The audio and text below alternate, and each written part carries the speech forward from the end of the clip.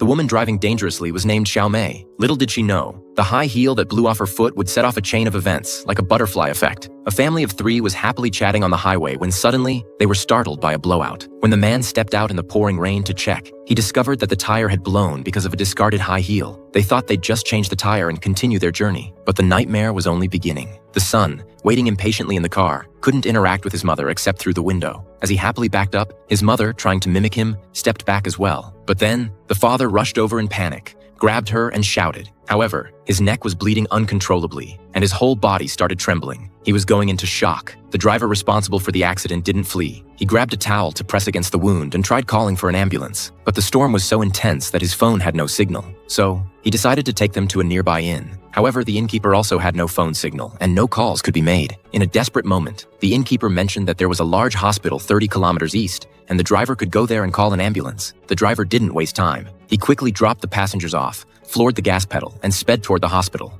On the way, the driver ran into the same young woman he had seen earlier. Her car had broken down and she asked for a ride. The driver, pressed for time, didn't say much. He just told her to get in. After getting in, the woman found out the driver was headed to the hospital, so she warned him that the road ahead was flooded and impassable. She urged him to turn around, but the driver didn't listen. A life was at stake, and he had to try. Fortunately, fate wasn't entirely cruel. A newlywed couple drove by, and the driver quickly flagged them down. He told them that the road ahead was blocked and asked if they could catch a ride together. But the other road was also flooded, and everyone had to return to the inn to wait out the storm. At the inn, the innkeeper arranged rooms for everyone. The driver quickly cleaned the mother's neck, where the wound was large and needed stitches. As he looked for the needle and thread, another car pulled into the inn. This time, it was a police officer transporting a criminal. The officer had been trapped by the rain on his way, so he came to the inn to complain. The driver carefully stitched up the mother's wound, making sure the skin was pulled tight and neat. Even the officer praised him, calling him a modern-day Hua Tuo, a legendary Chinese physician.